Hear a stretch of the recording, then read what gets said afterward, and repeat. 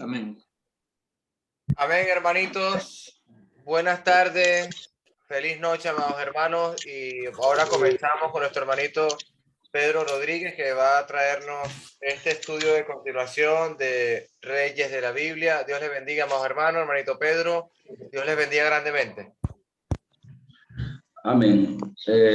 Bueno, gracias a Dios primeramente, ¿verdad? Que nos permite en este momento sentarnos, juntarnos por este medio para aprender más de su palabra, más de su mensaje poderoso, pues esperando de todo corazón que el aprendizaje de este día realmente nos fortalezca más, nos afirme más, nos haga conocer más a Dios y nos haga conocer más a su Hijo Jesucristo, con el fin, por supuesto, de obedecerle y glorificarle mucho más.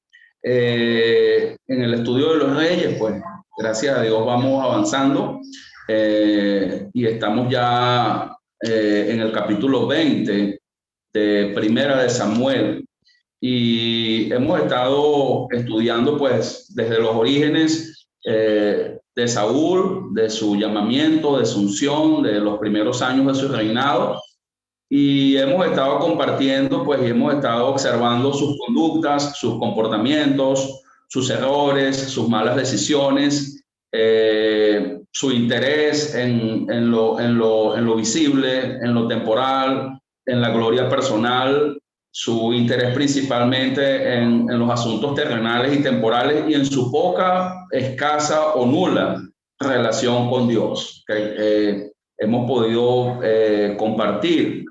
compartir bastante sobre él y en este momento nos encontramos en un momento interesante, pues ya que hace algunos viernes atrás estamos estudiando a un David que del capítulo 16 de Primera de Samuel fue escogido por Dios, en este caso por ser conforme al corazón de Dios y pues comenzó por voluntad de Dios a tener cercanía David en el trono de Saúl, pues primeramente consolándole y aliviándole el tormento, el espíritu malo de parte de Dios a través de alabanzas y pues a través de cantos a Dios. Iba y venía, ¿okay? David en este caso de la casa de Saúl, hasta que en el capítulo 17 o 18 él derrota a Goliat, específicamente en el capítulo 17, y a partir de ese momento Saúl pide que David se quede permanentemente con él o sea, como funcionario, como general o como guerrero de su ejército, por decirlo de algún modo.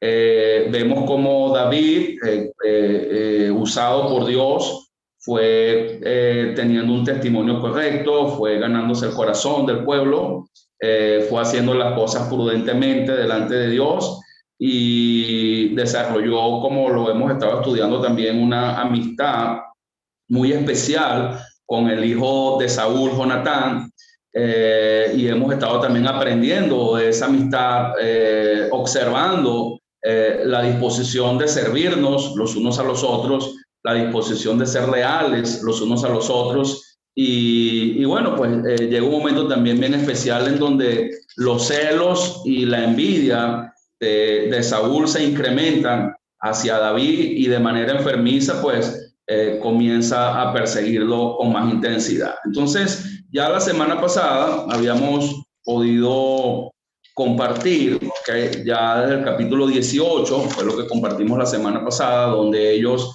hacen un pacto, ¿verdad? Donde ellos hacen un pacto y donde David y Jonatán hacen un pacto y comienzan a desarrollar una amistad bien especial, ¿okay? O dándole fuerza también, por decirlo de algún modo, a esa amistad. Una amistad desinteresada, habíamos dicho, una amistad probada y una amistad sincera, ¿okay?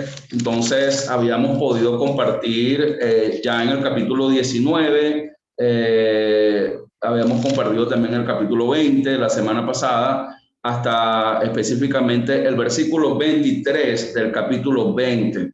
Entonces, me gustaría que alguien nos diera un resumen, un repaso, o nos comentara un poquito de lo que ha entendido más o de lo que le ha ayudado más en estos días, ¿okay? En el aprendizaje y en su entendimiento de esta historia maravillosa de David, ¿ok? ¿ok? Entonces, antes de hacer un repaso formal del capítulo 19 y del 20 específicamente que vimos la semana pasada y darle continuidad a partir del versículo 24, quisiéramos escuchar sus opiniones y sus aportaciones en este sentido. ¿Okay? Entonces somos todos oídos para escucharles.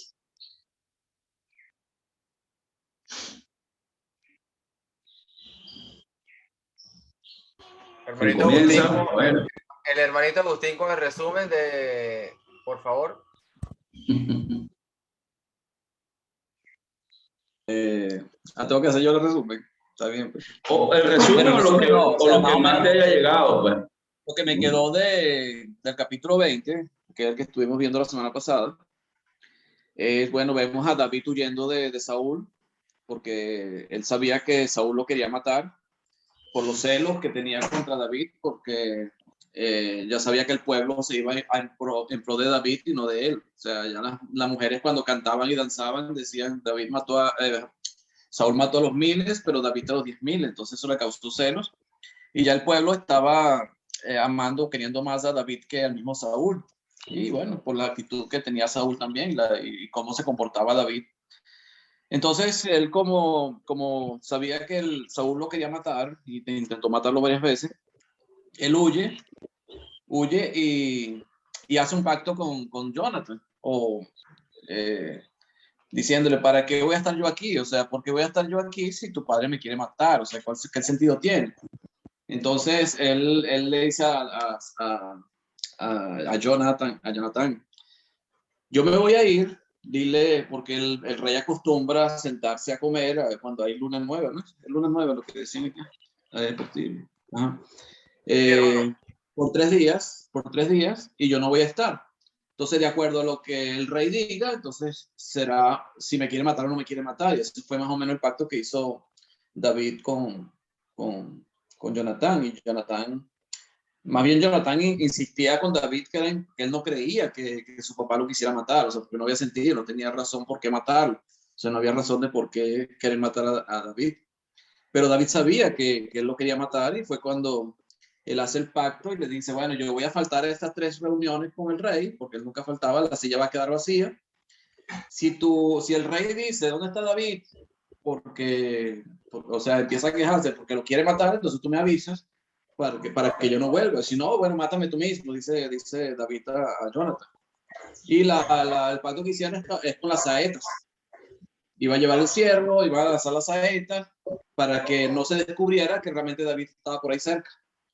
Y así fue, o sea, el rey preguntó al segundo día por David, se enojó porque David no estaba y juró que lo iba a matar, que quería matarlo, que tenía que matarlo. Y así fue, la saeta fue lanzada, él mandó al siervo a buscar la saeta y le dijo, más allá, que era el pacto que había hecho, la clave que había tenido él con David para que entendiera que el rey sí quería matarlo y que no volviera al palacio, a la casa del rey. También el pacto también que hizo Jonathan con David, sabiendo Jonathan que David iba a ser el rey de Israel. Sabíamos, ya él de antemano ya él sabía, y él le hizo jurar de que él cuidaría de su familia, como dice el versículo 14. Y si yo viviere, harás conmigo misericordia, de Jehová, para que no muera, y no apartarás tu misericordia de mi casa para siempre, cuando Jehová haya cortado uno por uno los enemigos de David de la tierra. No dejes que el nombre de Jonathan sea quitado de la casa de David. Entonces lo que hizo prometer a David es eso, que a él lo iba a proteger, lo iba a cuidar, y ya Jonathan tenía claro de que David iba a ser el rey. Y el problema que tenía Saúl era eso, que él sabía que David iba a ser el rey, que hasta le decía a Jonathan, ¿cómo se te ocurre? ¿No ves que él te va a quitar el trono? O sea, ¿cómo tú te vas a poner a favor de él? ¿Cómo vas a hacer el pacto con él? ¿Cómo vas a ser amigo de David si te va a quitar te está luchando el puesto? Más o menos fue lo que le dijo Saúl a Jonathan. Eso es más o menos lo que vimos la semana pasada, creo. No sé si alguien quiere comentar algo más. Bien, excelente. Sí, alguien más, por favor, si quiere compartirnos. Amén, hermano Pedro. Sí, estaba leyendo que me gusta el verso 33, ya llegaremos ahí, ¿no? Pero es que dice que entonces Saúl le arrojó la lanza para herirlo y ahí entendió Jonathan que su padre estaba resuelto a matar a David. O sea, hasta dónde tiene que llegar para el mismo Jonathan entender, ¿no? O sea, a veces el amor que tiene Jonathan por su papá, pues en el sentido de que no lo cree capaz de hacer algo así. O sea, ese hombre me crió, yo he estado todos los días de mi vida junto a mi padre, no creo capaz que él quiera levantar la mano contra David. Y hasta que se dio cuenta que hasta su propia vida corría peligro, fue que entendió que sí estaba resuelto a matar a David. Realmente era una situación de mucha angustia. Entonces, inclusive, bueno, más adelante David llora con gran llanto, como dice la palabra, o sea, se aflige en gran manera. Y, bueno, como dice el 41, que lloraron el uno con el otro y David lloró más. O sea, eso es algo que me llama mucho la atención de cómo David se sentía angustiado, pues, porque que busquen tu muerte y la acechanza que tienen contra ti. Yo me lo traigo a mis días. Si alguien quiere matarme a mí, yo no podía ni descansar. Cuando Agustín explicaba el libro de Pedro, en Hechos de los Apóstoles, la actitud de Pedro en una cárcel, acostado durmiendo, que el ángel lo toca, mira, levántate, porque te vas. ¿Cómo duerme Pedro en medio de una angustia que lo van a matar? O sea, está sentenciado a muerte y Pedro tiene esa capacidad de confianza en Dios. Eso es algo que me llama mucho la atención, hermanito. Hijo, Ajá.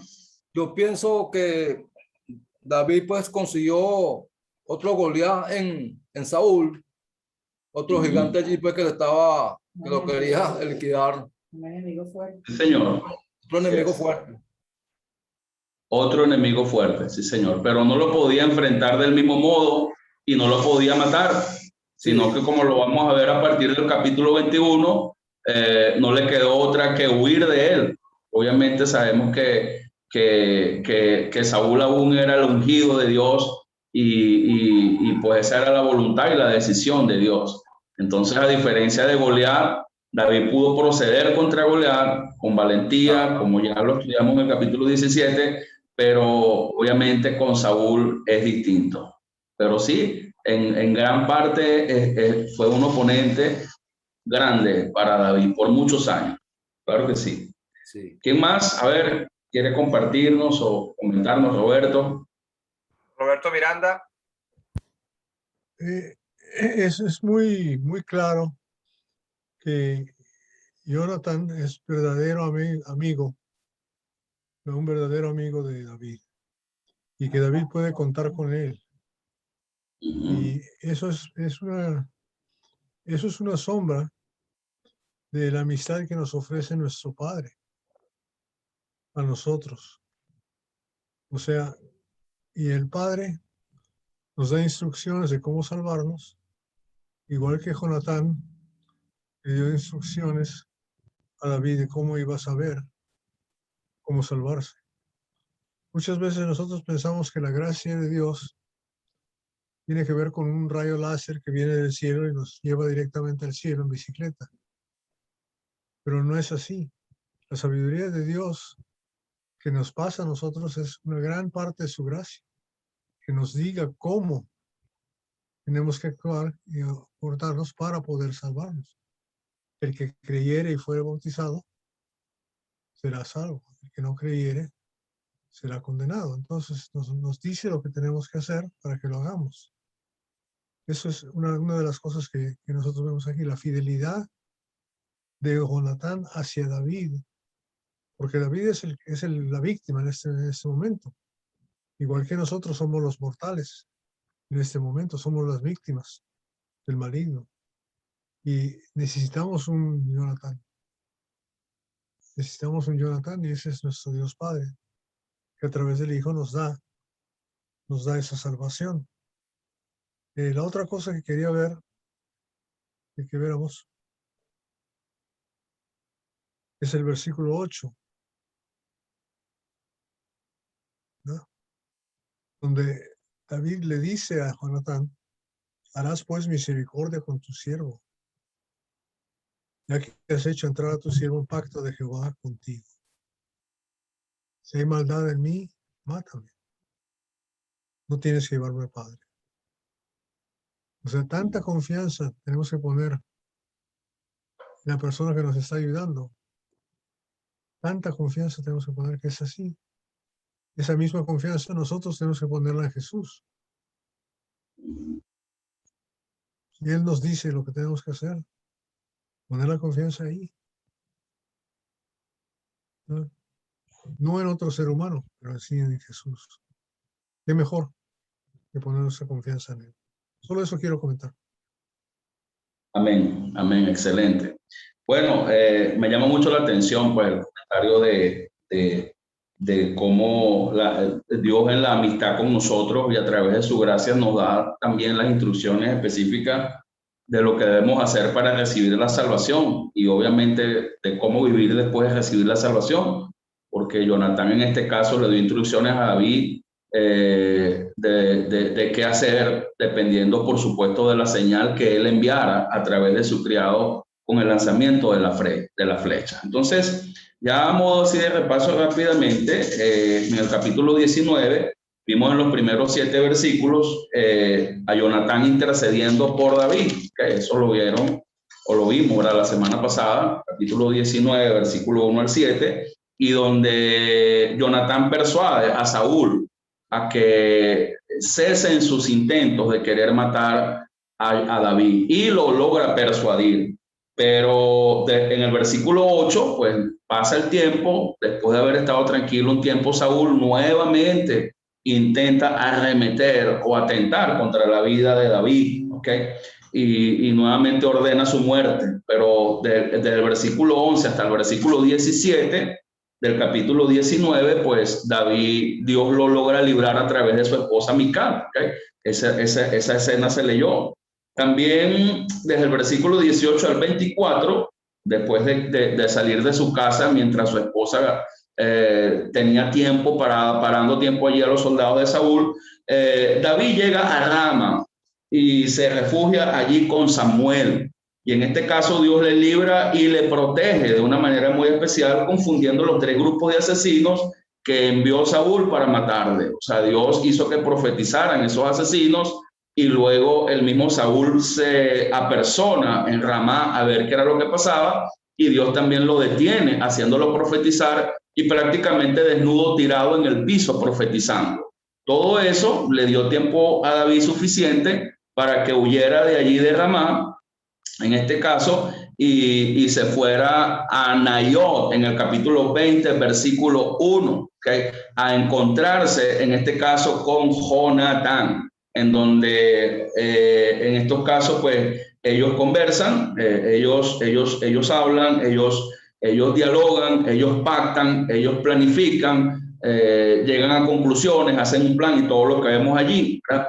Entonces vemos a un David conmocionado, específicamente en el versículo 1, cuando él se hace la pregunta, ¿qué he hecho yo? ¿De qué soy culpable? ¿Okay? Y pues muchas veces decíamos, también nosotros nos sentimos así, conmocionados, porque a veces las cosas, a pesar de que estamos haciendo las cosas bien y a pesar de que Dios está con nosotros y a pesar de que nos estamos portando prudentemente, las cosas se salen de control y las cosas se complican o se dificultan, ¿ok? No es garantía de que el hecho de que estemos haciendo las cosas bien y de que Dios esté con nosotros, porque lo dice varias veces en el capítulo 17, 18, 19, que Dios estaba con David, o sea, eso no es garantía de que las cosas no se dificulten o no se compliquen, ¿ok? Entonces David conmocionado, ¿qué he hecho yo? ¿Cuál es mi maldad o cuál es mi pecado contra tu Padre?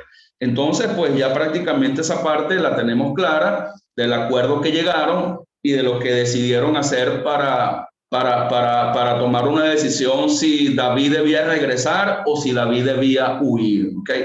Entonces vamos a hacer una lectura desde el versículo 24 hasta el versículo 42 del capítulo 20, solamente para pues ver el fin o cómo culminó ese plan o cuál fue el desenlace de ese plan, donde obviamente viene la cena, las 2 noches y donde Saúl pregunta por David. ¿Quién nos puede hacer la lectura de esos versículos en voz alta que todos podamos escuchar y ver qué pasó allí? A ver. Amén, hermanito. Leemos la palabra. Amén. David pues se escondió en el campo y cuando llegó la luna nueva se sentó el rey a comer pan. Y el rey se sentó en su silla como solía en el asiento junto a la pared y Jonathan se levantó y se sentó Abner al lado de Saúl y el lugar de David quedó vacío. Mas aquel día Saúl no dijo nada porque se decía, le habrá acontecido algo y no está limpio, de seguro no está purificado. Al día siguiente, el segundo día de la nueva luna, aconteció también que el asiento de David quedó vacío. Y Saúl dijo a Jonatán, su hijo, ¿por qué no ha venido a comer el hijo de Isaí hoy ni ayer? Y Jonatán respondió a Saúl, David me pidió encarecidamente que lo dejase ir a Belén, diciendo, te ruego que me dejes ir porque nuestra familia celebra sacrificio en la ciudad y mi hermano me lo ha mandado. Por lo tanto, si he hallado gracia ante tus ojos, permíteme ir ahora para visitar a mis hermanos. Por esto, pues, no ha venido a la mesa del rey. Entonces se encendió la ira de Saúl contra Jonatán y le dijo, hijo de la perversa y rebelde, ¿acaso no sé yo que tú has elegido al hijo de Isaí para confusión tuya y para confusión de la vergüenza de tu madre? Porque todo el tiempo que el hijo de Isaí viniere sobre la tierra y tú estarás firme, ni tu reino, envía pues ahora y tráemelo, porque ha de morir. Y Jonatán respondió a su padre Saúl y le dijo, ¿por qué morirá? ¿Qué ha hecho? Entonces Saúl le arrojó una lanza para herirlo, de donde entendió Jonatán que su padre estaba resuelto a matar a David. Y se levantó Jonatán de la mesa con exaltada ira y no comió pan el segundo día de la nueva luna, porque tenía dolor a causa de David, porque su padre le había afrentado. Al otro día de mañana salió Jonatán al campo, al tiempo señalado con David, y un muchacho pequeño con él. Y dijo al muchacho, corre y busca las saetas que yo tiraré. Y cuando el muchacho iba corriendo, él tiraba la saeta de modo que pasara más allá de él. Y llegando el muchacho donde estaba la saeta que Jonatán había tirado, Jonatán dio voces tras el muchacho diciendo, ¿no está la saeta más allá de ti? Y volvió a gritar Jonatán tras el muchacho, corre, date prisa, no te pares. Y el muchacho de Jonatán recogió las saetas y vino a su señor. Pero ninguna cosa entendió el muchacho, solamente Jonatán y David entendían lo que se trataba. Luego dio Jonatán sus armas a su muchacho y le dijo, vete y llévalas a la ciudad. Y luego que el muchacho se hubo ido, se levantó David del lado del sur y se inclinó 3 veces para postrándose hasta la tierra y besándose el uno al otro. Lloraron el uno con el otro y David lloró más. Y Jonatán dijo a David, vete en paz, porque ambos hemos jurado por el nombre de Jehová diciendo, Jehová esté entre tú y yo, entre la descendencia y mi descendencia para siempre. Y él se levantó y se fue y Jonatán entró en la ciudad. Palabra de Dios, hermanos. Amén. Es una escena bien interesante, la que vemos acá, pues, al final del capítulo 20, en donde, pues, prácticamente David y Jonatán reciben la respuesta, en este caso, de Dios, de que no es conveniente que David regrese a la casa de Saúl porque estaba determinado a matarlo. Esa fue la respuesta de Dios. Y con mucho dolor, pues Jonatán, quien como decía Alejandro hace un ratico, parecía que no estaba muy al tanto de lo que su papá quería hacer con David o de lo resuelto y determinado que estaba Saúl de matar a David. Parece que Jonatán aún conservaba ilusiones o esperanzas, pero realmente se dio cuenta que su papá sí estaba interesado en matar a David, pues cuando vio que hacia él mismo, siendo su hijo, pues intentó Saúl darle con la lanza. Entonces vemos acá, mis hermanos, un momento crucial porque pudiéramos decir que está finalizando una etapa o un periodo de la vida de David. Ya el tiempo de servicio en la casa de Saúl finalizó, terminó, y ahora comienza un nuevo periodo en la vida de David, que es un periodo pues como fugitivo, y como perseguido, hermanos. Todo cambió totalmente el entorno y el panorama para David. De ser funcionario de la casa de Saúl, ahora viene a ser perseguido y fugitivo de Saúl. Entonces comienza un tiempo complicado, para David, hermanos. Ese tiempo de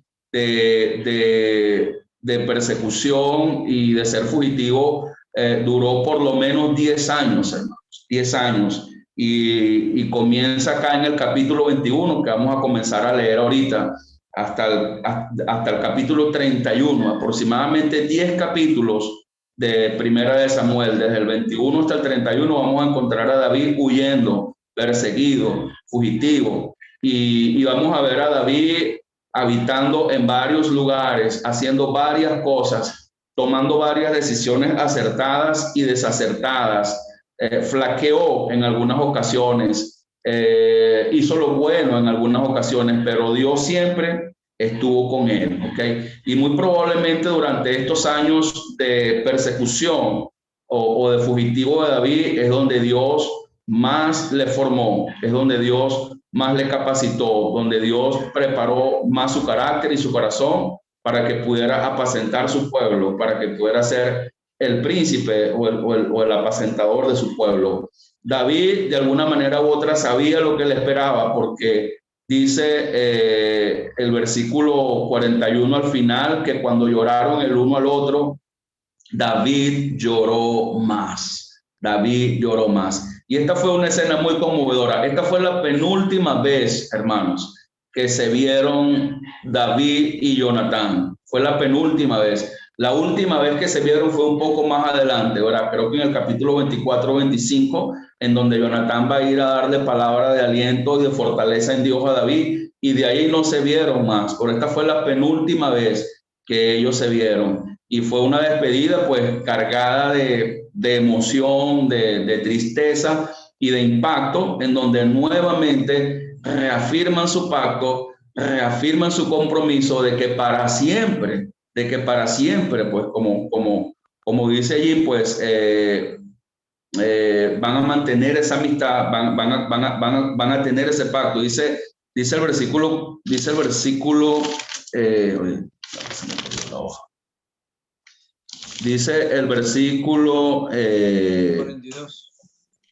42, vete en paz, porque ambos hemos jurado por el nombre de Jehová, diciendo, Jehová esté entre tú y yo, entre tu descendencia y mi descendencia para siempre. Y él se levantó y se fue, y Jonatán entró a la ciudad. Jonatán regresó a la casa real, pero David en este caso comienza un periodo complicado y difícil para él. También me interesa mucho que veamos la manera como Saúl se hace mención de David en 2 ocasiones, diciendo el hijo de Isaí, ¿okay? El hijo de Isaí. No solamente lo vemos acá en el capítulo 20, ¿verdad? En el versículo 31, cuando Saúl reprocha a Jonatán, sino también en el versículo 27. ¿Vieron a dónde está el hijo de Isaí que no está en la mesa? O sea, cuando Saúl utiliza esa frase para referirse a David, lo está haciendo de manera despectiva, recordando los orígenes de David. David viene de una familia de granjeros, David es un don nadie. O sea, prácticamente Saúl, cuando usa ese término, lo está haciendo para humillar, para minimizar, para decir que David es una persona insignificante. Y no solamente lo hace acá en el capítulo 20, ¿verdad? Más adelante siempre lo va a seguir haciendo, queriendo hacer quedar mal a David, hablando mal de David. Entonces, es lo que vemos, pues lo que yo percibo ya en esta parte final del tiempo de David sirviendo en la casa de Saúl, y esta despedida bien especial. No sé si alguien tiene algún comentario, algo que hayamos pasado por alto o algo que podamos aprender acá en esta despedida del capítulo 20. Hermano querido, ¿tiene algo? Pedrito, sí, me hiciste acordar de la forma despectiva cuando se referían a Jesucristo. Decía, este no es el hijo del carpintero. O sea, eso no era un elogio.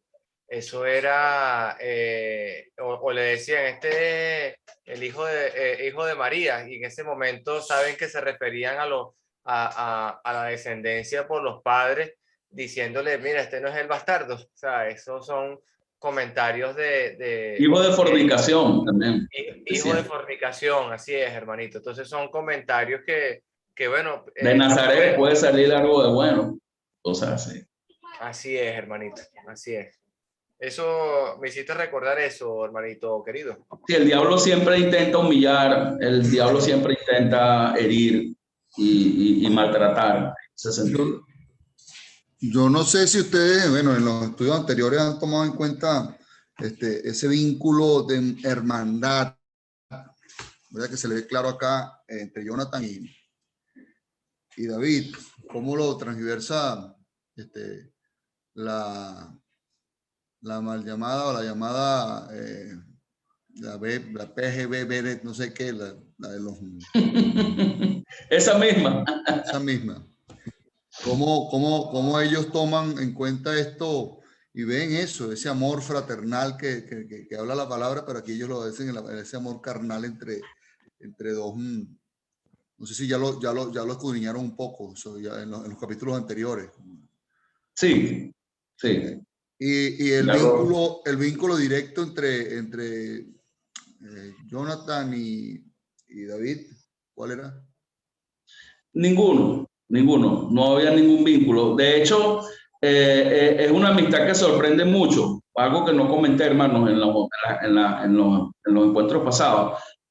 Algo que sorprendió mucho a muchos por esta amistad, por varios motivos, ¿verdad? Primero, la diferencia de edad. Se cree que Jonatán era por lo menos 20 años mayor que David. ¿Okay? Cuando David nació, o sea, ya prácticamente Jonatán era un guerrero, ya era un funcionario, ¿verdad? Ya era un hombre mayor. Y la diferencia más grande de ellos, pues las familias, la familia real de donde venía Jonatán y pues la familia humilde de la que provenía David.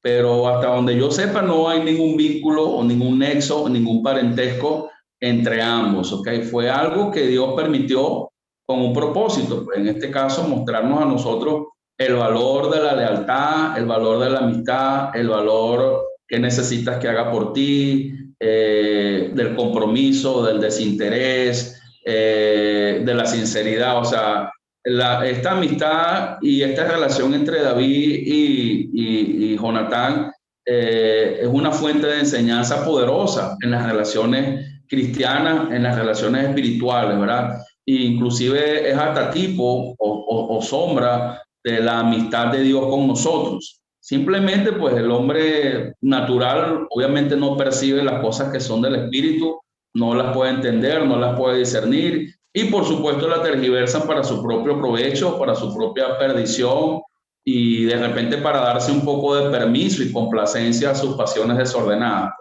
Obviamente, pero sí lo pudimos compartir y ver. Y fíjate, algo aquí hablando un poco de eso, en el versículo 34, yo subrayé cuando Jonatán se levantó de la mesa con exaltación, después de que su padre intentó también darle con la lanza. Dice que Jonatán no comió pan el segundo día de la luna nueva porque tenía dolor a causa de David, porque su padre le había afrentado. Fíjate cómo Jonatán sigue intercediendo por David. Fíjate cómo Jonatán sigue metiendo la mano por David en defensa de David. Fíjate la clase de amigos que necesitamos tener. Fíjate la clase de amigos que necesitamos ser. Y fíjate cómo le dolía. O sea, cuánto nos duele la gente. Cuánto nos duele nuestros amigos.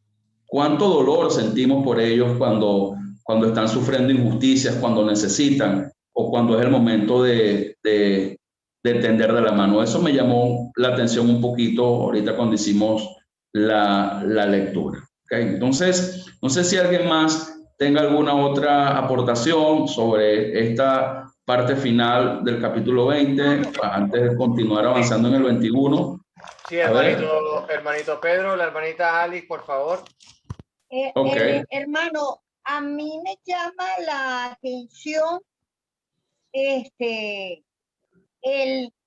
claro, me llama la atención el dolor de Jonathan, ¿verdad? Que dice que lloró, pero me llama más la atención que dice que David lloró más.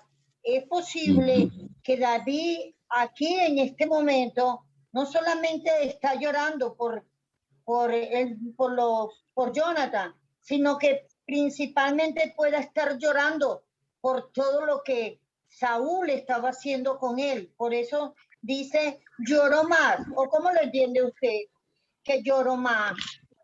Fíjate, cuando yo veo ahí en esa expresión David lloró más, o sea, Jonathan llora obviamente por su amigo, obviamente, y por las injusticias, por su padre también, pero yo creo que el dolor de David era más fuerte que el de Jonathan, o sea, en mi parecer, por todas las injusticias, por todo el trato que estaba recibiendo.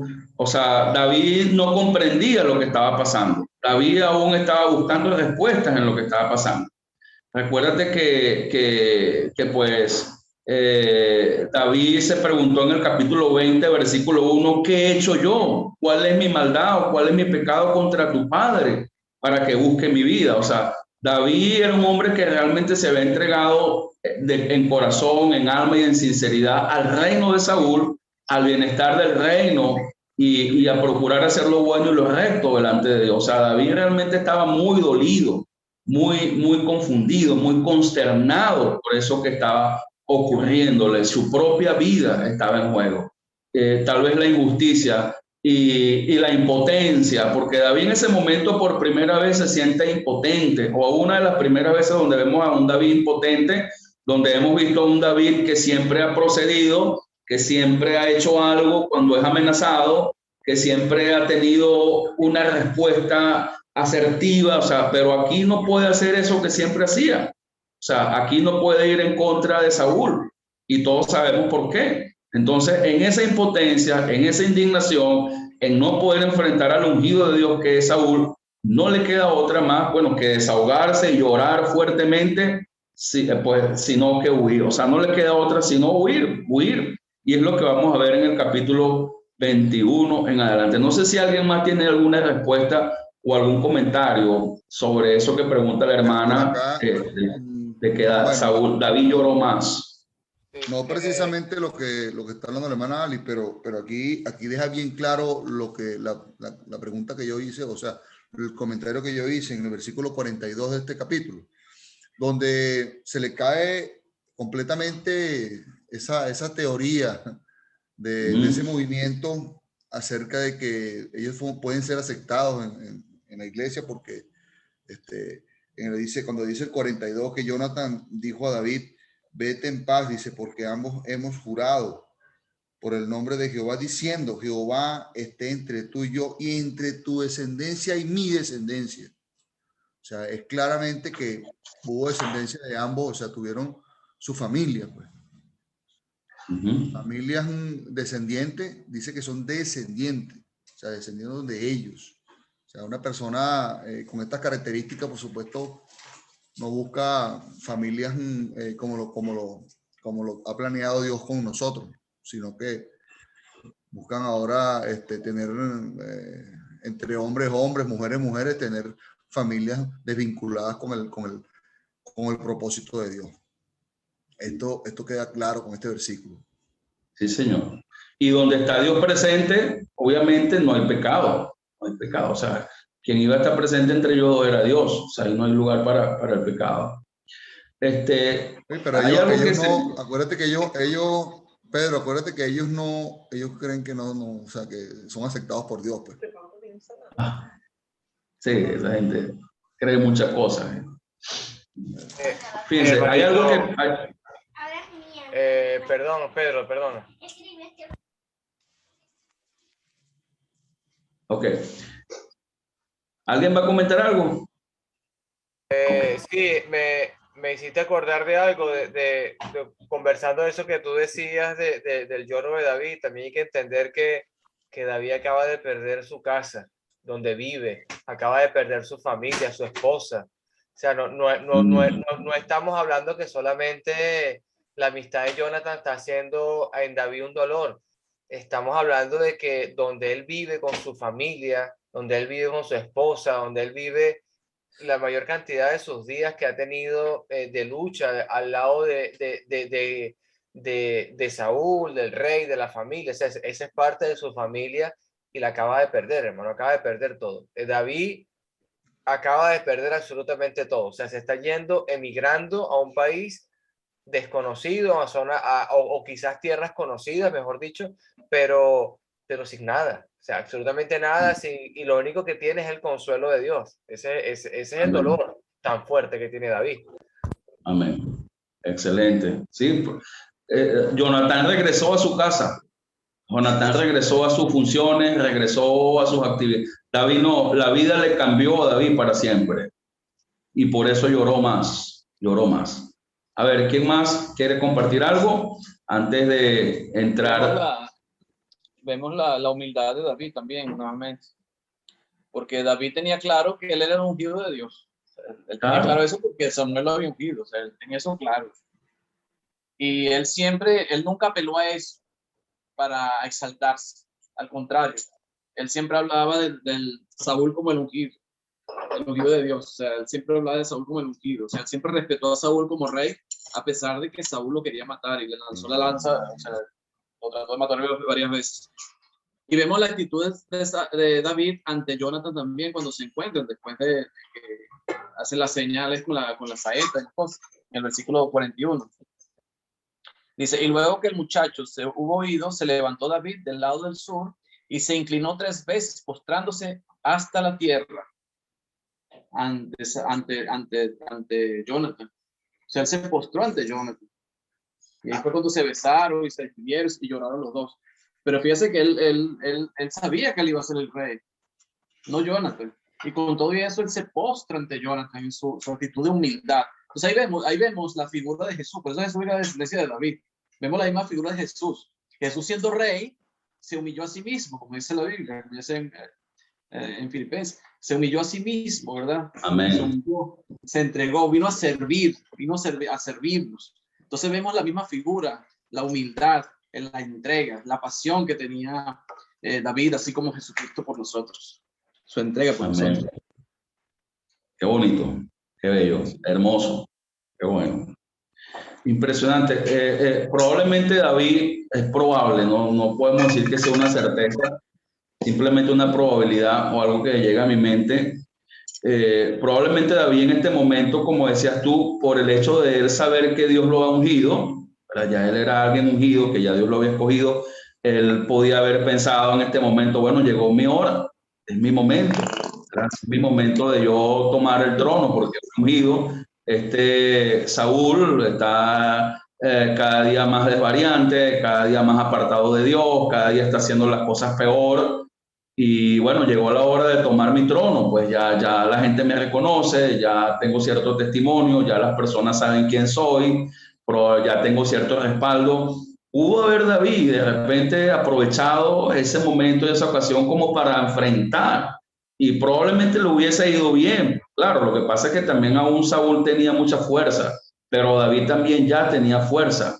Entonces David fue todo lo contrario, pues David fue humilde. David esperó su momento, aunque no entendía lo que estaba pasando, pues él sabía que no era su momento, Él sabía que él era el ungido, pero aún no entendía muy bien el por qué estaba pasando todo lo que pasaba. Tal vez David pensó pues que Dios iba a ascenderlo al trono de otra manera y no de esa manera, pues como vamos a leer a partir del capítulo 21 y como ya lo estamos comenzando a ver de una manera tan brusca. Pero David fue muy humilde, definitivamente. Se humilló y esperó el momento. Por eso, o sea, estos dos hombres me llaman mucho la atención porque ninguno de los dos tenía intereses de reinado, ni Jonatán ni Saúl. Eran hombres que no estaban enfocados en eso. Saúl sí estaba enfocado en eso. El corazón de Saúl le importaba la posición, le importaba la autoridad, le importaba el reconocimiento, le importaba el trono. Pero el corazón de Jonatán, el corazón de David era distinto. Lo que les importaba a ellos era glorificar a Dios, serles fieles a Dios, honrar a Dios. Por eso David tenía un corazón conforme al corazón de Dios. No había en él avaricia, no había en él ansias de poder, todo lo contrario, pues era un hombre muy humilde y me gustó mucho, pues como dijo ahorita Agustín, una figura de Jesucristo allí humillado, postrándose 3 veces en tierra. También me llama un poquito la atención el 42, o sea, el recordatorio del pacto que ellos hicieron, ¿verdad? En el versículo 14 y 15 del mismo capítulo 20, pero aquí lo recuerdan nuevamente. ¿Hasta qué punto, pregunto, o sea, nosotros pudiéramos de repente tener una especie de acuerdo o, por decirlo de algún modo, una conciencia de unidad, de preservar la unidad, de preservar la buena relación con nuestros hermanos, con nuestros compañeros de trabajo, con nuestros compañeros de ministerio, la gente, o sea, yo creo que nosotros obviamente no tenemos que hacer un pacto así verbal como lo hicieron, pero yo creo que es algo que debemos ir sembrando en los corazones de la hermandad, o sea, lo importante de la lealtad, de la unidad, de no dividirnos, de no separarnos, de no ser desleales, que Dios esté entre tú y yo para siempre, que Jesucristo sea el vínculo perfecto entre nosotros dos para siempre, porque yo creo que cuando Jesucristo es el vínculo perfecto en una relación, pues esa va a ser una relación bonita, que va a florecer y que va a perdurar entre tu descendencia y mi descendencia. O sea, eso es algo que nos enseña mucho a nosotros, algo que también me llama la atención y quiero que apreciemos y veamos ahí en el 42. Entonces, si no hay más comentarios o más observaciones, vamos a entrar por lo menos hasta al capítulo 21, hasta donde nos dé chance, ¿verdad? Apenas son las 5, creo que tenemos unos minutos adicionales, ¿verdad? Para ver el capítulo 21, ¿okay? Donde ya comienza formalmente la huida de David. Y quien pueda, pues, leernos los 15 versículos del capítulo 21, aprovechando que es corto, que lo podemos ver completo en lo que queda de la tarde. Capítulo 21. Yo lo leo. Amén, Por hermana. favor. Vino David a Nob, al sacerdote Ahimelech, y se sorprendió. Ahimelech de su encuentro le dijo: ¿Cómo vienes tú solo y nadie contigo? Y respondió David al sacerdote Ahimelech: el rey me encomendó un asunto y me dijo: nadie sepa cosa alguna del asunto al que te envió y lo que te he encomendado. Y yo les señalé a los criados un cierto lugar. Ahora pues, ¿qué tienes a mano? Dame 5 panes o lo que tenga. El sacerdote respondió a David y dijo: no tengo pan común a la mano. No tengo pan común a la mano, solamente tengo pan sagrado, pero lo daré si los criados se han guardado a lo menos de mujeres. Y David respondió al sacerdote y le dijo: en verdad las mujeres han estado lejos de nosotros ayer y anteayer cuando yo salí. Ya los vasos de los jóvenes eran santos, aunque el viaje es profano, ¿cuánto más no serán santos hoy sus vasos? Así el sacerdote le dio el pan sagrado, porque allí no había otro pan sino los panes de la propiciación, los cuales habían sido quitados de la presencia de Jehová para poner panes calientes al día que aquellos fueron quitados. Y estaba allí aquel día detenido delante de Jehová uno de los siervos de Saúl, cuyo nombre era Doeg, edomita, el principal de los pastores de Saúl. Y David dijo a Ahimelech: ¿no tienes aquí a manos lanza o espada? Porque no tomé en mi mano mi espada ni mis armas, por cuanto la orden del rey era apremiante. Y el sacerdote respondió: la espada de Goliat, el filisteo, al que tú venciste en el valle de La, está aquí envuelta en un velo detrás del efod. Si quieres tomarla, tómala, porque aquí no hay otra sino esa. Y dijo David: ninguna como ella, dámela. Y lamentándose David aquel día, huyó de la presencia de Saúl y fue a Aquís, rey de Gat. Y los siervos de Aquís le dijeron: ¿no es este David el rey de la tierra? ¿No es este del que cantaban en las danzas diciendo: hirió Saúl a sus 1000 y David a sus 10.000.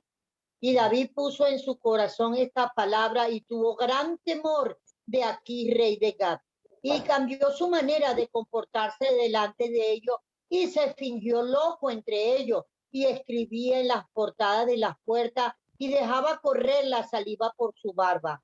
Y dijo Aquís a sus siervos: he aquí, veis que este hombre es demente, ¿por qué lo habéis traído a mí? ¿Acaso me faltan locos para que hayáis traído a este que hiciese de loco delante de mí?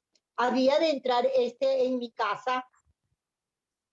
Bueno, fíjense cómo David comienza a actuar, hermano. Y fíjense las cosas que comienza a hacer David por la desesperación tan grande que tiene en su corazón. Y los dos lugares a los que se dirige, ¿verdad? Los primeros versículos del 1 al 9 va a la tierra de Nod, ¿okay? De los sacerdotes. Y del 10 al 15 va a Gat, en Filistea. Entonces,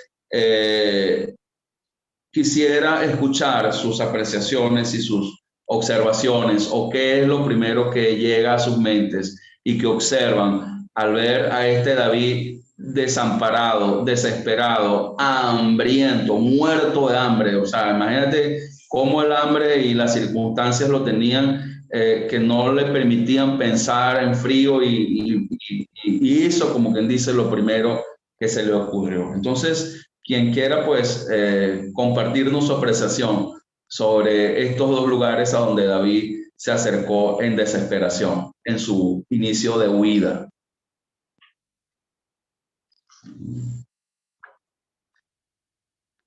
Amén, hermanito. Sí, hay algo que me llama mucho la atención, ¿no? Como no lo sé, hermanito Pedro. Voy a hacer un comentario a ver si de repente me pueden corregir o está bien. El hecho de que David participara de los panes sagrados, eso me llama tanto la atención, de como que era como había una amistad, o es que realmente el sacerdote era un poco flexible en cuanto a eso. Eso es una duda que tengo, por eso que la estoy preguntando.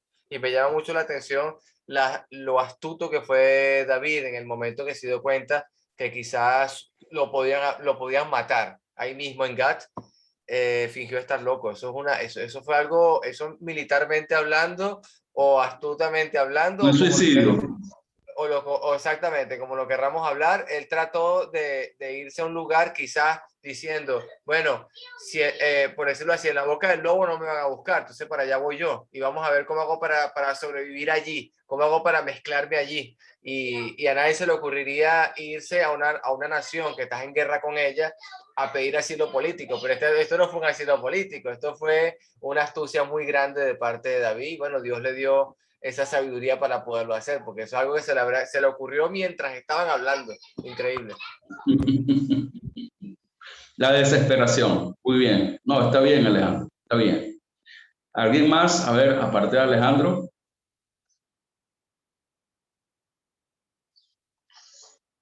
Fíjese cómo David se acerca a Nod, el lugar donde estaban los sacerdotes, específicamente a Ahimelech. Y se cree que Ahimelech, el sacerdote de ese lugar, tenía un vínculo muy fuerte con Saúl y era muy fiel y leal a Saúl, ¿okay? Entonces él se sorprende un poco cuando ve a David solo, que no llega con la comitiva, que no llega como siempre llegaba David, y pues le miente David diciéndole que anda en una misión ultra secreta, por decirlo de algún modo, en la que Saúl no quería que nadie se enterase que él salió, y fue tanto así su salida que no llevó con él ni comida ni armamento, y le pide desesperadamente pues a Ahimelech comida o cualquier cosa o lo que tenga. O sea, prácticamente David, estoy muerto de hambre, quiero comer. Y pues la propuesta que le hace en este caso, o la respuesta que le da en este caso a Ahimelech: mira, lo que hay es el pan sagrado, pues, y tú sabes que ese pan sagrado, pues todos sabemos por la ley que el pan sagrado solamente puede ser comido por los sacerdotes. Entonces, sin embargo, él accede, el sacerdote, por el vínculo que tiene con Saúl, creyendo la mentira de David que viene de parte de Saúl, y pues solamente le exige que ni David ni los que andaban con él hayan tenido relaciones sexuales, pues hayan estado con mujeres, que hayan estado puros. Y David prácticamente le dice, bueno, cuando ellos y yo vamos a salir a una misión especial, nos purificamos. Pues cuando la misión es como esta, tan ultra secreta, estamos mucho más purificados. Es lo que le da a entender en este caso David a Ahimelech. Y Ahimelech, creyendo pues lo que David le dice, pues le da la comida, le da el pan de la proposición, tratándose del rey y de la excepción. Y estas palabras o esta escena debemos recordar que son usadas en los evangelios cuando a nuestro Señor Jesucristo lo querían cuestionar los escribas y los fariseos por hacer milagros. No recuerdo específicamente cuál fue el evento, si fue por hacer milagros o por recoger espigas en el día de reposo, ¿verdad?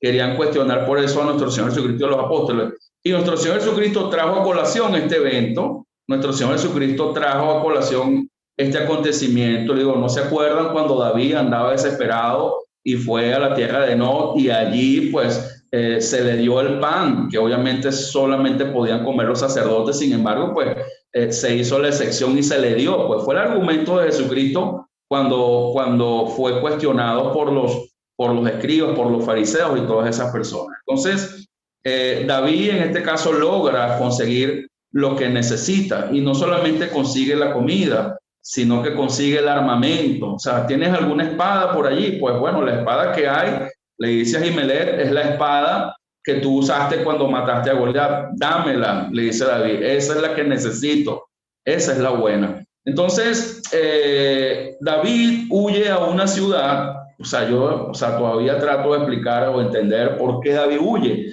a ese lugar, porque ese es un lugar bien especial. O sea, Gat, prácticamente la capital o una de las principales ciudades filisteas.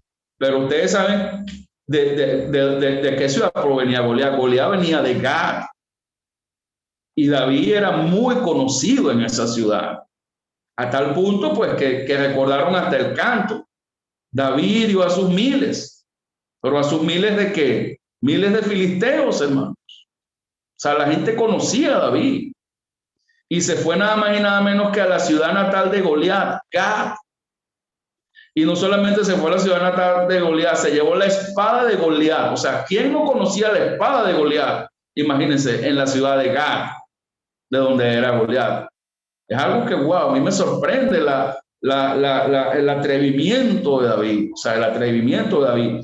Y pues en algunas culturas antiguas consideraban que los locos eran tocados por los dioses y por eso estaba prohibido hacerle daño a los locos. Probablemente los filisteos también tenían ese pensamiento y obviamente David lo sabía, pues por esa razón fingió ponerse loco, porque sabía que los filisteos, por respeto a sus dioses, le iban a perdonar la vida, y efectivamente fue en este caso lo que sucedió. Lo dejaron ir libre, pues babeaba, fingía, hizo un teatro, pues por decirlo de alguna manera, fingió estar loco y logró en este caso lo que buscaba, pues que era en este caso salir libre. Entonces, no sé si tienen algún comentario, ¿verdad?, sobre lo que acaba de acontecer en este caso en el capítulo 21 de estos dos lugares a donde huye David en desesperación.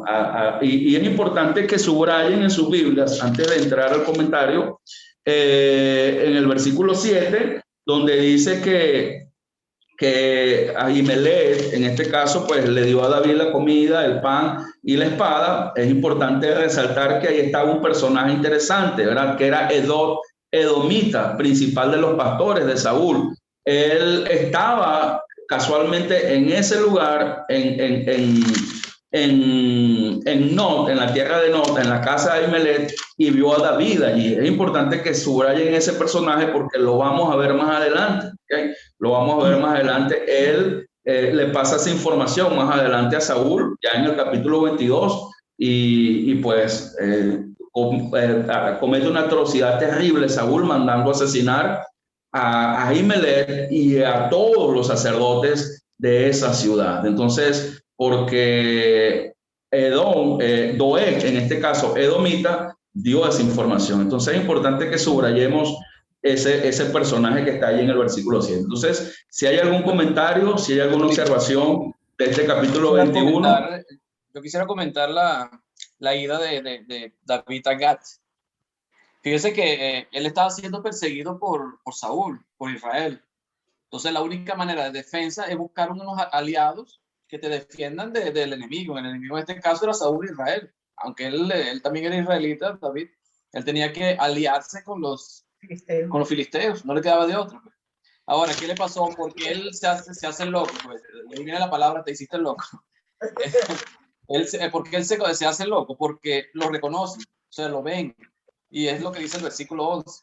Y los siervos de Aquís le dijeron, no es este David, el rey de la tierra. Imagínense a dónde lo llevaron, el rey de la tierra, no el rey de Israel, sino el rey de la tierra, o sea, de todo, pues, el rey de todo. No es este de quien cantaban las danzas y las danzas diciendo, hirió Saúl a sus miles y David a sus 10,000. Y ahí es cuando David tuvo miedo, porque lo reconocieron, porque él que buscaba una alianza con los filisteos para poder defenderse de Saúl y el ejército de Israel, porque eran los que venían contra él. Pero cuando lo reconocen, que él es el rey de Aquís o de Gat, ¿qué iba a hacer? Lo más seguro es que lo iba a matar, tenía que salir de él. Porque a lo mejor él iba a pensar que David venía con malas intenciones, venía con las intenciones de luchar con los filisteos y derrotarlos, pues, porque ya lo había hecho con Goliat cuando tuvo esa batalla.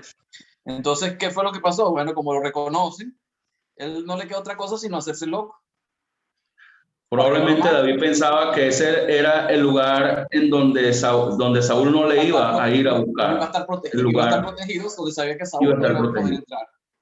Aunque más adelante, dentro de esos 10 años de fugitividad de David y de persecución de David, que dura aproximadamente 10 años, más adelante esa intención sí se materializa, específicamente en el capítulo 27, donde sí se alía David con el ejército de los filisteos y con Gad, pero eso pasó años después. Eso lo vamos a ver en el capítulo 27. O sea que esta fue la primera tentativa que tuvo David de tratar de aliarse con ellos. Esta fue la primera tentativa, exactamente. Que tenía el mismo Saúl cuando lo hizo casarse con su hija, convertirlo en yerno. Y dentro de esa misma tentación, sí. Dentro de esa misma tentación de David en el capítulo 27, al fin seré muerto algún día por la mano de Saúl. Nada, por tanto, me será mejor que fugarme a tierra de los filisteos. Y se fue a aliar con ellos. Y fueron los peores años espiritualmente hablando de David. Pero eso pasó años después. Y bueno, varios viernes después vamos a ver ese capítulo 27, con el favor de Dios. Sí, señor. Van a pasar varios años en varios viernes. A ver, muy bien. ¿Alguien más tiene algún comentario del capítulo 21? A ver.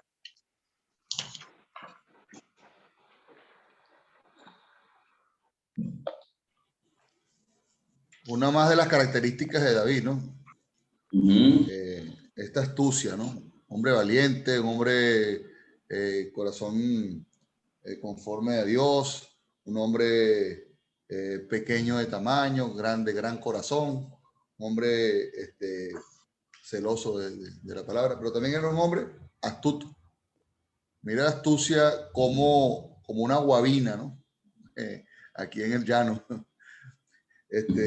Se le salió de las manos allí de la mejor manera, ¿no? Fingiendo estar loco. Otra característica más de David.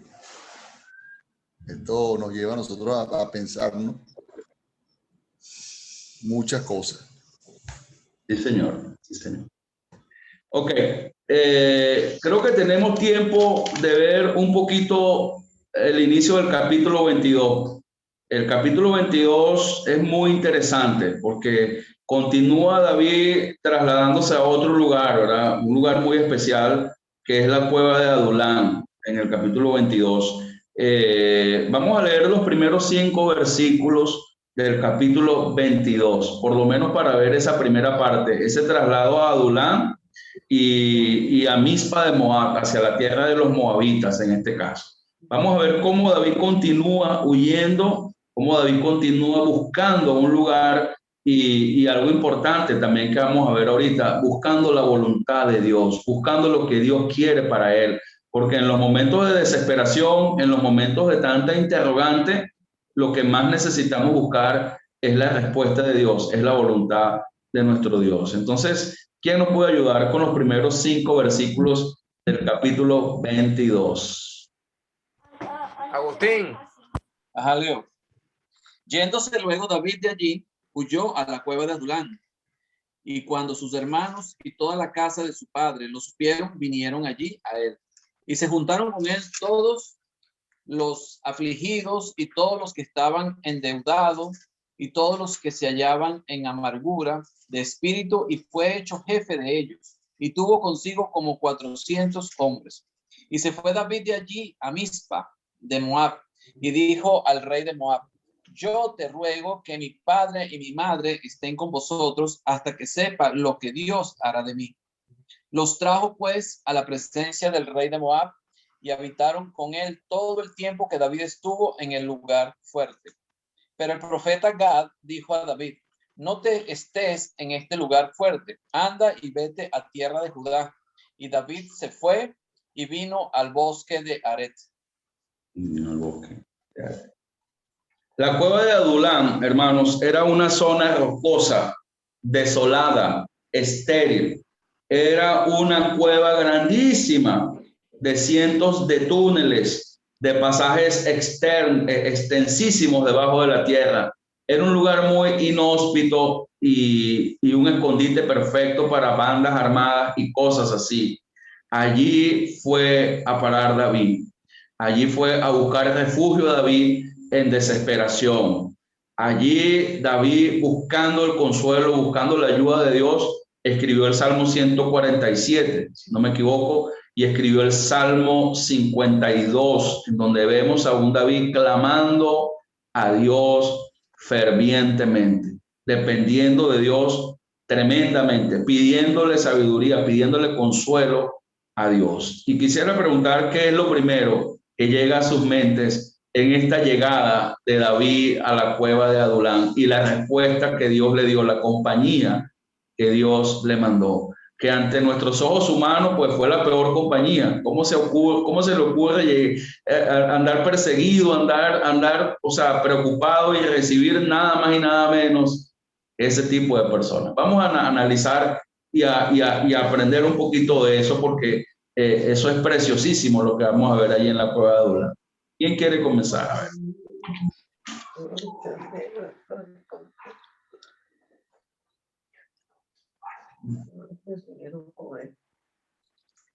Alejandro, Amén, quiere decir algo. hermano. Sí, Agustín, ¿vas a hablar o...? No, tú, dale. Di lo que ibas a decir. No, que el hermanito me hizo acordar del sermón de mi hermanito Pedro Sánchez, que estuvimos conversando acerca de cuando David estaba en esta cueva, ¿no? Que momento de mucho dolor, de mucha angustia, pero lo que más me llama la atención de ese salmo que tú dices, Pedro, del 147, es que David empezó a alabar a 142, disculpa. el salmista David, o en este caso David, aparte de orar a Dios, fue como ese momento de reencontrarse nuevamente en oración con Dios. Y no tan solo él, sino que también los que estaban con él también sintieron un poco de alivio, ¿no? O un poco de consuelo que tenían a David con ellos, porque era un hombre que, aunque pareciera que había perdido todo, en este caso, inclusive no las ganas de vivir, como vemos a un Jonás que se altera y si es posible que si me quitas la vida mejor. O sea, yo no veo a David expresándose de esa manera, pero veo a David muy arrepentido, con mucho lloro, con mucha angustia, y ahora en la cueva de Adulán se está refugiando, pero se está refugiando con gente muy quebrantada, con gente muy afligida, y pareciera que Dios nos está mandando allí para que envíe un poquito de luz a esa cueva que está en tiniebla, hermano. Increíble. Eso es maravilloso. Fíjense los 3 tipos de personas. Los 3 tipos de personas: afligidos, endeudados y amargados de espíritu. Afligidos, endeudados y amargados de espíritu. Gente pues que prácticamente estaba cansada de vivir. Gente que estaba en amargura, o sea, en aflicción, en injusticia, etcétera, etcétera. Muy probablemente gente que tenía una deuda grande con la monarquía, en este caso con Saúl, que por no poder tener cómo pagar, probablemente tendrían que vender sus hijos. Gente que estaba endeudada, gente que estaba pues bien decepcionada de la vida, queriendo un cambio, queriendo algo distinto, queriendo algo mejor.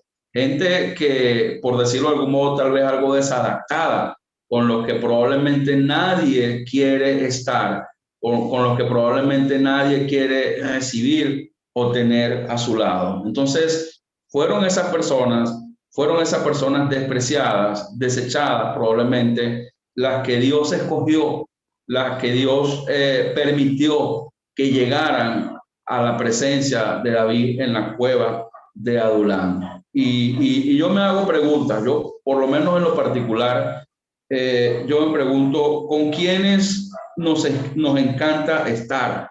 O con quiénes no, o sea, a quiénes queremos recibir en nuestra vida. ¿Qué clase de personas realmente quisiéramos siempre recibir? Siempre quisiéramos recibir gente bien, gente excelente, gente que nos ayude, gente que nos apoye, gente que nos entienda, gente que nos facilite las cosas, gente calidad, como decimos aquí en Venezuela, chévere, que wow, que, o sea, siempre nosotros queremos estar con gente así, que me consuelen, que no, pero fíjate la clase de gente que Dios le mandó a David, hermanos. La clase de gente de quienes nos quisiéramos rodear. Imagínense, David lleno de problemas. Eso es lo menos que necesitaba David, Pedro. Que eso es lo menos que necesitaba David en ese momento. Imagínate, lleno de angustia, lleno de problemas. Pero sin embargo, Fidel, David los recibió y en su corazón había lugar para ellos, hermano. ¿Y esa figura de qué, hermanos? Y lo más fuerte no es este, lo más fuerte no es este. ¿Esa figura de quién, hermano? O sea, está bien, tú puedes recibir a muchas personas en el sitio donde lo recibió. Tú tienes, ¿qué era? El castillo, el rey, nada, que tiene para albergar a los que él quiera, a los que él pueda darle todo lo que tiene, pero no tenía ni siquiera una sábana donde colocar su cabeza donde cubrirse. O sea, ¿qué le podía dar? ¿Qué le podía dar David a ellos en ese momento? Que no tenía nada, en una cueva. Materialmente tal vez David no tenía nada para darles a ellos, pero tenía otras cosas mucho más valiosas que lo material para darle a ese grupo de 400. Ese fue el propósito de Dios. Ese fue el propósito de Dios. En lo poco, me eres fiel. ¿Cómo será en lo mucho? Entonces, nosotros tenemos que hacernos esa pregunta si en nuestro corazón hay lugar para todos o solamente en nuestro corazón hay lugar para las personas deseadas, para las personas que quisiéramos tener. Yo quisiera que en la congregación donde yo sirvo hayan varones poderosos, que sean buenos maestros, que sean buenos líderes, que sean buenos dirigentes, que enseñen bien, que sean fieles, o quisiéramos miembros que pero fíjate lo que recibió David, hermano. A veces yo escucho y a veces yo mismo digo, no puedo ocultarlo, oye, es que los hermanos, es que esto, pero fíjate lo que Dios le envía a David en uno de los peores momentos de su vida. Entonces, aquí yo veo un tipo de Jesucristo. Jesucristo tiene un corazón dispuesto a recibir a todos los angustiados, a todos los enfermos, a todos los cansados, a todos los cargados. En Jesucristo hay lugar. En el corazón de Jesucristo hay lugar, hermanos. Y nosotros tenemos que imitar a Jesucristo. Nosotros tenemos que imitar a Jesucristo. Nosotros tenemos que tener un corazón que perdona, porque David tenía un corazón que perdonaba, porque no solamente recibió a esos afligidos, endeudados y amargados de espíritu, también recibió a su familia, la familia que le menospreció, la familia que le humilló, la familia que no le tomó en cuenta, también le recibió, y más adelante se preocupó por su papá y su mamá que estuvieran en la casa del rey de Moab para que lo protegieran. Fíjate cómo David, a pesar de todo, perdonó a sus padres y se preocupó por ellos. se preocupó por ellos. Su familia obviamente debía huir inevitablemente, ¿verdad? Por el peligro que representaba para su familia estar allí. Ellos eran una amenaza para Saúl. Saúl los podía mandar a matar, ¿okay? Pero su familia también huyeron a la presencia de David porque probablemente aprendieron también a amarle y a quererle. Y por supuesto, David pues los había perdonado y también les amaba.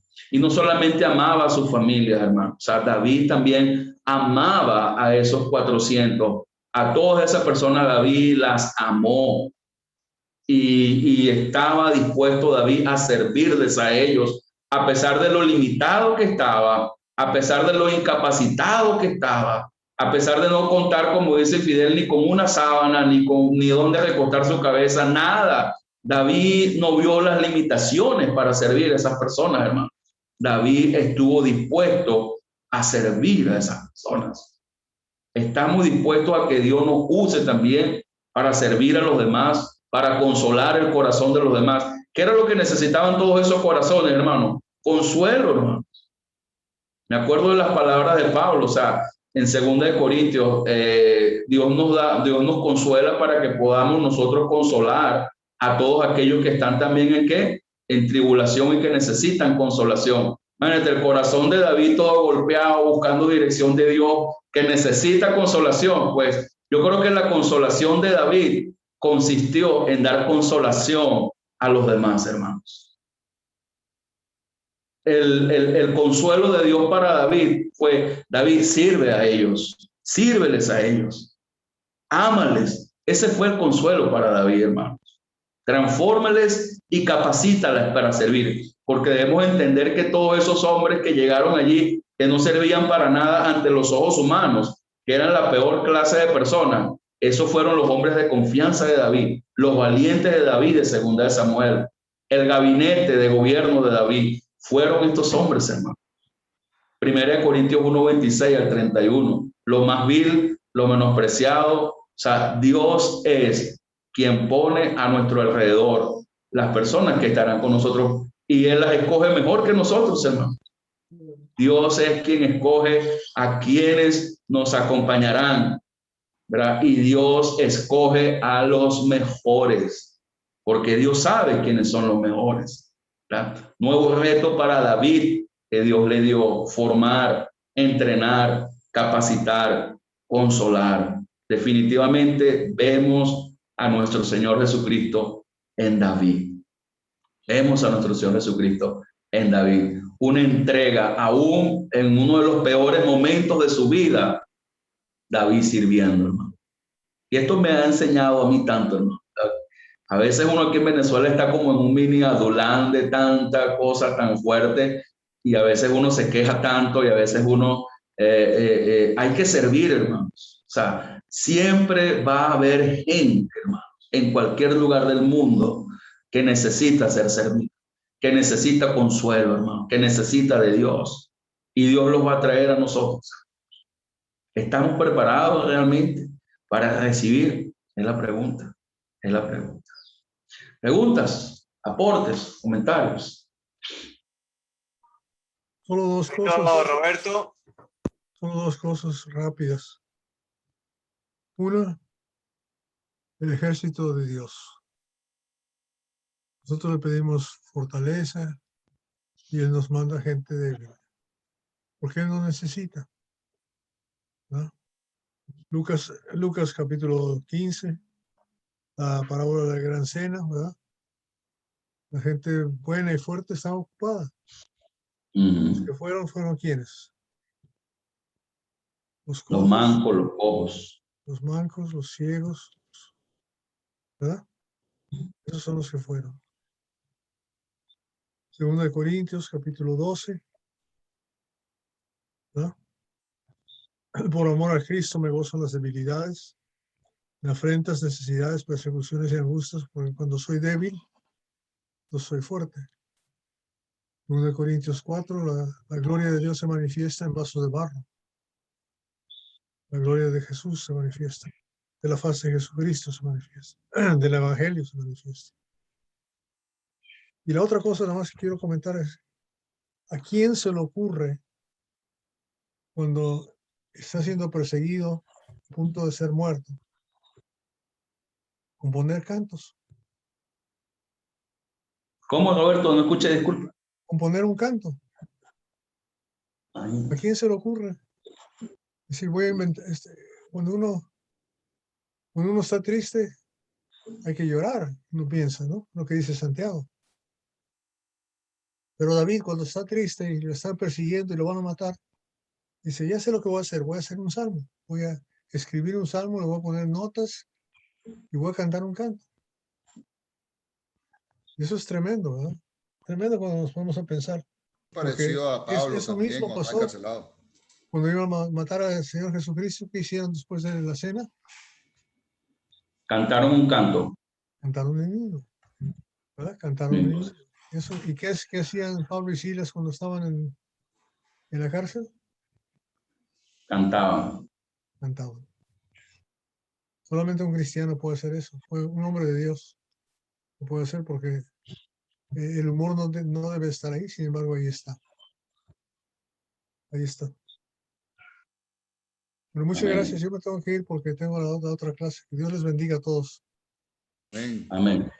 Amén, hermanito. Los Se diviertan. salmos son bálsamos, hermano. Bálsamos para el espíritu. Así es. Amén. ¿Algún otro comentario, amados hermanos? Bueno, muchas gracias, de verdad. 2 capítulos hermosos, muchísimo que aprender. Y vuelvo a repetirle al hermano, ahora que me tocó una enseñanza el lunes, pues ahí que voy a hablar sobre la religión pura, sin mácula, que es ayudar al necesitado, sabiendo que hay mucha necesidad ahorita en el pueblo santo. Y esta palabra me la llevo en el corazón. Y es que el Señor nos consuela para que consolemos. Entonces debemos estar claros que tenemos que dar de lo que Dios nos da. Debemos ya dejar de apegarnos tanto a las cosas físicas, a las cosas que van a perecer y ayudemos y soltémonos y seamos benevolentes, generosos, sobre todo en el consuelo, ¿verdad? Que hay tanta necesidad ahorita de hermanos ser consolados y de verdad esa palabra me la llevo, esa palabra la agrego a mi enseñanza y de verdad muchas gracias por estos estudios que nos hacen entender qué es lo que nos corresponde. Pues. Muchas gracias, hermano Pedro. Dios lo bendiga. Amén. Dios les bendiga. Amén. Hermana Alice, les recomiendo algo también, mucho cuidado con las personas abusivas. Hay muchas personas que se visten de lobos rapaces muchas veces nosotros como somos mansos, nos van a creer mensos y nos pueden tener así como que, bueno, lo que podemos hacer eso, nos puedan tener y nos puedan mantener como mensos. Okay, hay que tener mucho cuidado con meterle el look. Sí, hermano, me estaba diciendo un hermano que incluso me dijo, hermana, mira, hay que estar muy atento para no manipular la palabra, para que los hermanos vayan en ayuda, ¿verdad? Para que puedan ayudar, porque realmente dar se tiene que hacer, no por obligación, sino con alegría. Pero sabemos que dentro del pueblo santo hay tanta necesidad, sobre todo por los estragos que ha hecho el COVID. Hay muchos hermanos sostén de familias que se han ido y literalmente han quedado muchas viudas, han quedado muchos huérfanos. Y podremos ver que a la que tengamos cerca podemos ir a ver en qué podemos ayudar. Pues. Entonces, no necesariamente tenemos que hacerlo con personas que se aprovechan de nosotros, sino que ya conocemos, pues, que dónde está la necesidad realmente con todo lo que nos ha pasado en estos tiempos, hermano. Amén. Amén. Bueno, entonces, así es. Estamos pendientes entonces ya para la próxima semana con los versículos 3, 4 y 5, ¿verdad? El lugar donde David se trasladó después de la cueva de Adulán. y es bien interesante pues ver lo que pasó allí en Mizpa de Moab, a donde David fue en este caso con sus 400 hombres a la tierra de los moabitas. Entonces, que Dios nos ayude pues a fortalecernos en él y a tener un corazón como el de él, dispuesto a servir y a darle entrada y a darle lugar a todos aquellos que obviamente necesiten de Dios, necesiten el consuelo, necesiten el refugio. El mundo entero es una sombra de este Adulán, hermano. O sea, el mundo entero anda lleno de gente con amargura de espíritu, con miedo, con sufrimiento, con dolor. O sea, todos los que están atormentados, o sea, hay mucha gente con necesidad. Y cada uno de nosotros representa un David en este mundo para mover y para llevar a la gente, por supuesto, a la presencia de nuestro Dios. Entonces, que el Señor les bendiga y pues sigamos leyendo, sigamos aprendiendo y reflexionando en esta historia de David tan maravillosa. Amén.